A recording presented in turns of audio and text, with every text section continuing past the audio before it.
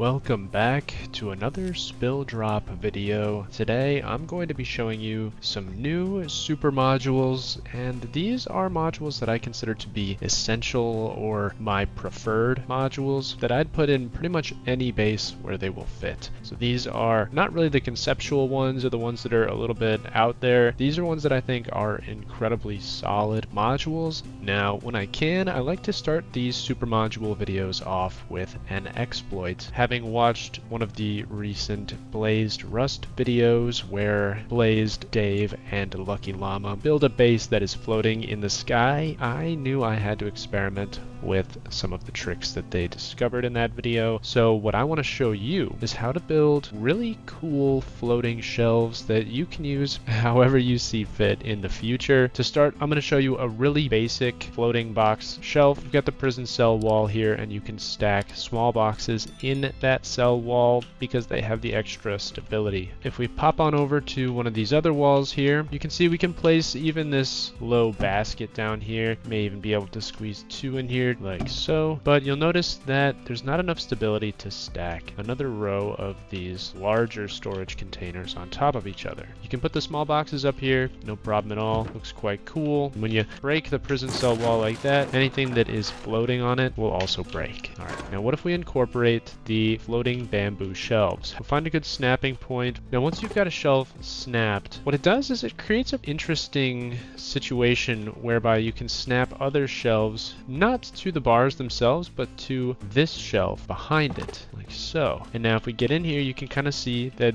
these shelves are snapping to each other and not to the prison cell wall. Now with these placed, we can go ahead and get our barrels placed down on this second row and get them pushed all the way over.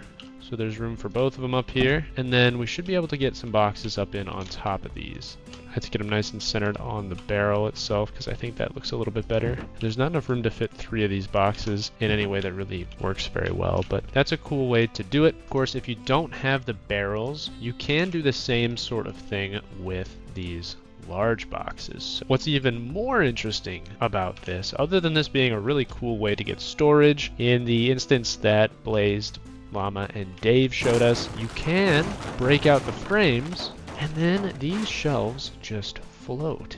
They just support themselves, meaning that now we have boxes that are just kind of freestanding. Even if we pick the box up like that, no problem at all. You can set it right back down on top and it will just place. You can break stuff out from underneath it and it works just fine. They'll even stand by themselves with no other objects around them. The unfortunate thing is that they will completely block any walls from being placed, but it is very cool, and while this lasts, this is a pretty fun way for you to create some floating bases or just hide like a tree stand or a parkour challenge somewhere near your home. Moving on to our build for the day. Right away, we're going to be looking at this triangular rekit module. We have 2 horizontal barrels, we have 2 small boxes, we have a locker, and we've got 5 of these storage adapters. You could fit additional adapters down on these barrels, but I kind of like the aesthetic of what we've got going on here. There's also this optional embrasure, which can add a little bit of extra security to the design, especially if you put a lock on this locker. That way, anything that breaks inside that locker will fall down behind this wall and be very difficult to access if that embrasure is still in place. One of the reasons that I really like this particular module is that you've got a ton of storage all just right in front of you, including the lockers, which are great because you can pre-make kits that can be instantly swapped out. And with this layout, everything is pretty well out of the way. This doesn't even take up as much lateral space as a repair bench. Let me show you here.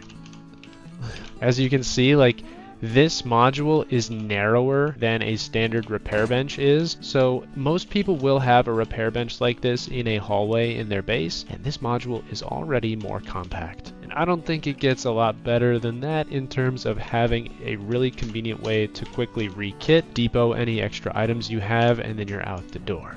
that's a pretty great module. Moving on here to another easy to incorporate module. This one has both the ability to generate charcoal and to quickly and efficiently smelt ore, whether you have wood or not. Up top we have these electric furnaces, which are excellent for smelting when you do not have any wood in your base and you're able to generate even the smallest amount of electricity. Down below we've got these low grade based furnaces for when you're trying to generate extra charcoal. There's also a depot box here, or something that could collect smelted material with an adapter. There's a floating shelf there to hold it all up, and that's about it. This whole module is very compact. It is a 1.5 high module to give you both the space for these low grade based furnaces and the electrical furnaces, but I think it's definitely worth the space because of the extra utility you get generating both charcoal and high efficiency smelting. Now, incorporating some of what we learned from the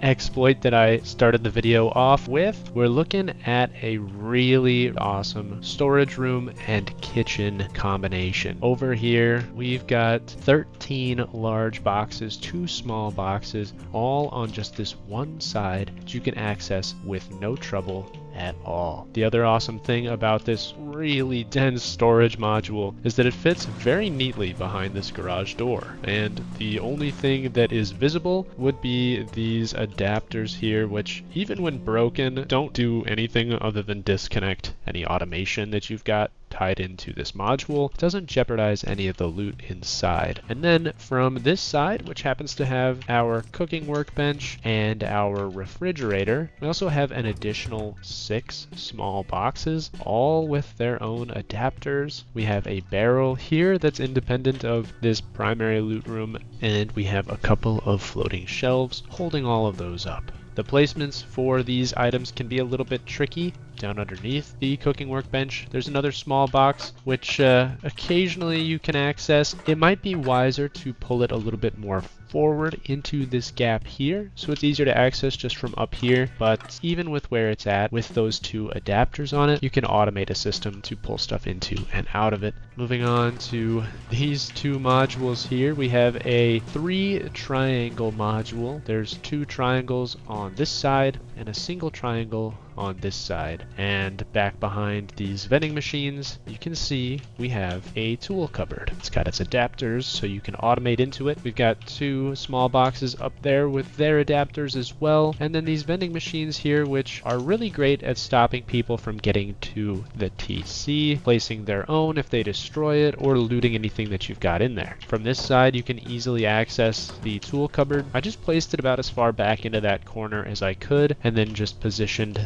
this vending machine first all the way up against this side after placing those upper boxes and shelf, and then this second vending machine I just squeezed in as far over to the left side of this vending machine as I could. You can still reach in here, get the TC no problem, and it's very, very secure. The only way to really get it is to splash it from above, and you have to break this garage door to get to it anyway, so it's pretty solid. Now on this side we have one of my favorite loot room orientations, 2 vertical barrels back there and 2 horizontal barrels here in the front. You can reach back and access those back ones no problem at all. And then up top, utilizing the new snapping tool, we were able to get 9 electric furnaces up here. It's kind of insane, and I've done it before without the snapping tool, but it was so much easier using the snapping tool to get them up there. They all have their storage adapters on the front. You want to kind of do the wiring and the piping as you go. And then last but not least, one of my favorite modules. This one gave me a little bit of trouble, and that's because getting these shelves placed is kind of a nightmare. But we have 11 electric furnaces over here on this shelf. Again, the snapping tool is fantastic for this upper row, not really useful for the lower row. I don't know why it doesn't snap to the top of that bamboo, but it really doesn't want to help you with that. So once you get the bottom row done, you can just hop up to the second row, and then the snapping tool will get all of these in here with no trouble at all.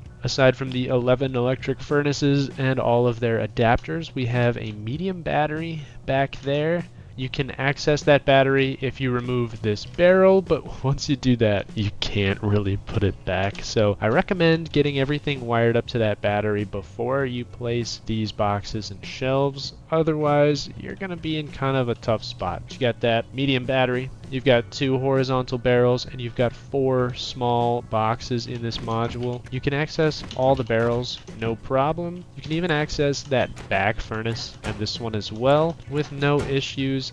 The inner furnaces you can't really get to. If you have the wiring and the industrial systems put together as you go, you shouldn't have any trouble. They should just automatically work with the rest of your industrialized systems. But that is all that I've got. 5 super modules that I strongly recommend for pretty much any base design that you're working on. They're going to significantly increase your productivity while reducing the size of your base, the overall footprint. If you enjoy my Rust content, and you want to see more stuff from other games, then check out Spilldrop RPG. That's going to have a lot more content from games like Skyrim. I'm looking at putting out some Kenshi videos. If I've got any Kenshi heads out there, it is a blast, and I think you'll really enjoy what I've got in mind. I'm going to keep these super module videos coming. And as always, if you want to see more content just in general, the best way to let me know is by liking this video and subscribing to the Spilldrop channels. If YouTube kicks me a little bit of extra money, then I can afford to improve my computer to run stuff a little bit better and make content that's a little bit more enjoyable and pleasing to look at. And all of that support that you have been showing so far has been phenomenal. So I thank you all so much for watching these videos. This has been your friend Spilldrop with another Super Modules Showcase. And I will catch you in the next one.